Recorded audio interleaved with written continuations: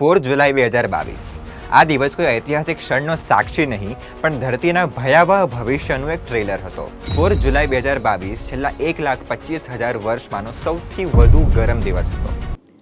તાજા સમાચાર તમારી ભાષામાં મેળવવા માટે ડાઉનલોડ કરો ગુજરાતી મિડ ડેની એપ।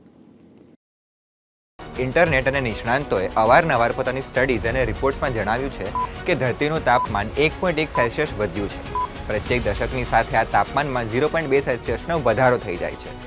દર વર્ષે વીતેલા વર્ષ કરતાં પ્રત્યક્ષ વર્ષમાં વધારે ગરમી લાગવી આ અભ્યાસનો પાક્કો પુરાવો છે। ગ્લોબલ વોર્મિંગ આ એક એવું વૃક્ષ છે જેની અસંખ્ય શાખાઓ છે અને આના મૂળ પણ માનવસર્જિત સમસ્યાથી જકડાયેલા છે। દુબઈમાં હાલમાં આવેલ વાવાઝોડું ક્લાઉડ સીડિંગનું પરિણામ નથી પણ કેટલીક માનવસર્જિત પર્યાવરણને દૂષિત કરનાર પરિબળોનું જ આઉટકમ છે। અલ નીનો અને અલ નીના, ક્યારેક તમે આ ટર્મનું નામ જરૂર સાંભળ્યું હશે।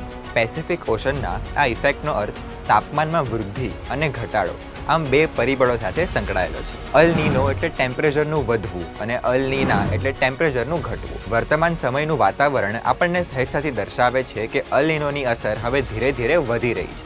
5 મુખ્ય શીતયુગ અને 12,000 વર્ષના આંકડામાં ક્યાંય વધુ પડતો વાતાવરણીય બદલાવ જોવા મળ્યો નથી પણ 1760 બાદ ઔદ્યોગિકરણ અને ઔદ્યોગિક ક્રાંતિના શરૂઆતથી જ પરિસ્થિતિ બદલવા લાગી છે। ગ્લોબલ વોર્મિંગ અને ગ્લોબલ ટેમ્પરેચર ઇન્ક્રીઝ બંને તદ્દન જુદી સમસ્યાઓ નથી।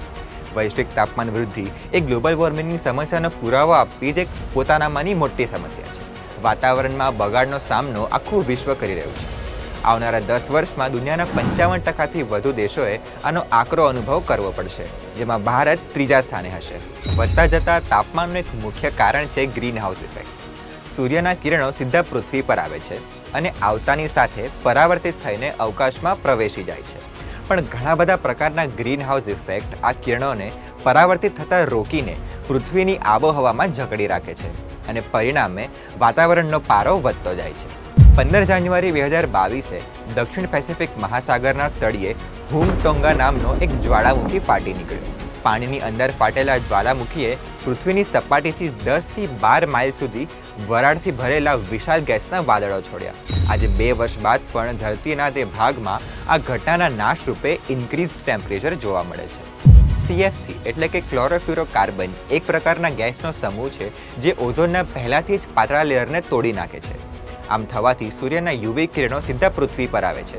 તે ઉપરાંત અશ્મિભૂત ઇંધણ એટલે કે ફોસિલ ફ્યુલ, જંગલોનો નાશ, ખેતરમાં વધેલા પાકને સળગાવી નાખવો જેવા ઘટકો આ આગરૂપી સમસ્યામાં ઘી નાખવાનું કામ કરે છે। આપણા મુંબઈ શહેરમાં હીટવેવની અનુભૂતિ થવી એ હવે એક સાધારણ વાત બની ગઈ છે। આ શહેરની કાચની ઊંચી ઇમારતો અને પતરાના નાના ઘર ખાલી સામાજિક અસ્થિરતા નથી દર્શાવતું પણ ગરમીનું પ્રમાણ વધારવાનું પણ કામ કરે છે। એક બાજુએ તાપમાન વધી રહ્યું છે અને બીજી બાજુએ આરે કોલોનીના વૃક્ષો કપાઈ રહ્યા છે। મુંબઈ શહેરની આ પરિસ્થિતિ દેશના લગભગ બધા જ રાજ્યો, શહેર અને કેન્દ્રશાસિત પ્રદેશ સાથે સમાંતર છે। પુણેની ઇન્ડિયન ઇન્સ્ટિટ્યૂટ ઓફ ટ્રોપિકલ મેટ્રોલોજીના રિસર્ચ અનુસાર હવે આપણા દરિયાઓમાં પણ કાર્બન ઉત્સર્જનને કારણે તાપમાનમાં વૃદ્ધિ થઈ રહી છે।